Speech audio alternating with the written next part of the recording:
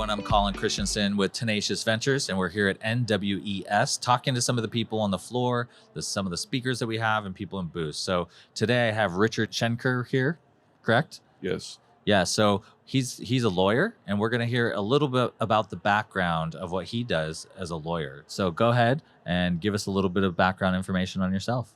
What I do is I help lawyers prepare cases by doing research on databases and resources that they do not necessarily know a lot about. Because there are so many resources that are being built right now that it is hard to keep track of all of these things. And so it's evolved into kind of a specialty. And since these databases change day by day and week by week, it requires a certain amount of time to keep up with all those changes. I also help people with understanding the difference between credible information and not so credible information. And there are some things that you can do when you're online to determine what resources might be credible and what resources are not. And so it's helpful to know those things because awareness of what's going on, awareness of what you are doing online will key you into how to be safer online and get better information for your information products. That's great. So how do you determine what is credible information and not credible information? What's the thought process that you go through? Or do you use any tools for that? How does that work? Well, first of all, there are several ways that you can analyze information. One way the fastest way to do it when you're online is to look at where the hypertext links are that you might use, because by using your mouse on a hypertext link, you can tell exactly where that hypertext link will be sent when you click on it. And if there's a big variance between what you see online and the hypertext link that you will be sent to, that gives you notice that there's a possible problem. Mm-hmm. We've run into a lot of situations where, for example, you will roll over a bank uniform resource locator and find that there's a completely different. Yeah, I see that in my email all the time when I go in there. That's right. Sometimes I get this spam, and I'm like, where is this going to take me? Right, and that's exactly the problem because that's how you can tell initially quickly whether you might have a problem in using that hypertext link. Yeah. Another thing that you can look at is you can look at the type of site it is. Generally speaking, governmental websites have more credibility. Organization websites, ORG sites, tend to have more credibility.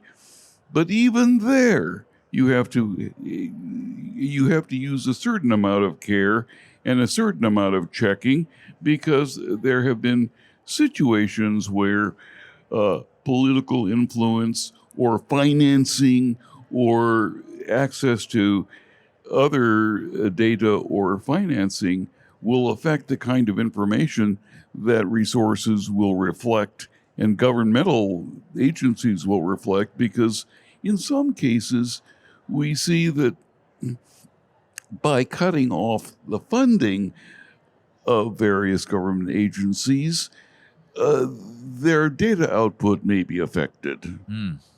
So cutting off funding, does that mean you mean that the domain might be taken over by somebody else, or how is that? It means that the kind of data that they have the capacity to put online may be changed depending upon the kind of funding that they may have. So how do you, sounds like we need to take all the stuff and plug it into an AI and get it to basically be able to scan all that stuff. Part of the problem is part of the problem right there, because an artificial intelligence tool is only effective depending upon the data that it has access to. The ultimate problem is that we're not always aware of the information an artificial intelligence tool works on when it does its work. There are a number of reasons why we don't have information like that, because those resources are protected by trade secrets or other situations that affect our knowledge or access to information about precisely what is in the artificial intelligence tool. And so we're dealing now with a garbage in, garbage out specter. Yeah. Yeah. Well, then with some of the things that you're doing of detecting this stuff, because I definitely get emails all the time that it'll say, like, instead of facebook.com, it's got like another word after it. And then I'm like, that doesn't look like it came from Facebook. It generally doesn't. You should always look at the word or the phrase next to the com designator or the org designator, because that will give you more insight into where you're actually going to be going when you click on that hypertext link. Oh yeah, I get them from a pretend bank too, basically, that comes in, and then I'm like, I'm not going to click that link, and I'll go directly to the Bank of America or directly to the bank that I'm using, and then basically, or call them and see if they actually sent something. That is the wisest way of approaching that sort of situation, because that way you're sure of going to a credible source rather than one that will lead you astray. Yeah, definitely. So what brings you here then to the Northwest Event Show? Well, I'm helping the local chapter of the National Speakers Association, the Northwest chapter of the National Speakers Association, in its booth today. And I'm helping people become more informed about the availability of that organization and how it empowers speakers to be better speakers and to be better business operators.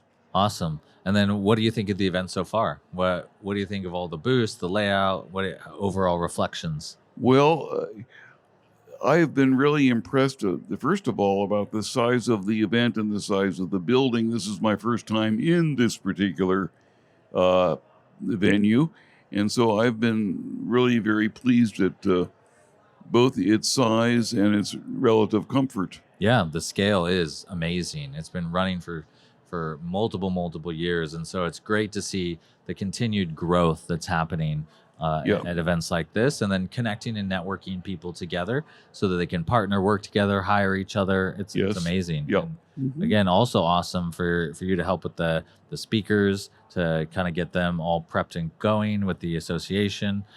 So thank you for that. So if people want to get in touch with you, how do they reach out to you? The best way to reach out to me is through my electronic mail address, which is richard.schenkar, Schenkar, @gmail.com. Great. So don't send him any links, or don't send him anything that's nefarious, because he'll figure it out. Yes. Right. But great. I appreciate the outreach, and I appreciate the opportunity to be of service to you. Yeah. Thanks so much. It was great chatting with you. And thanks for coming out so we could hear from you. Have a pleasant day, and thank you very much. Yep. You as well.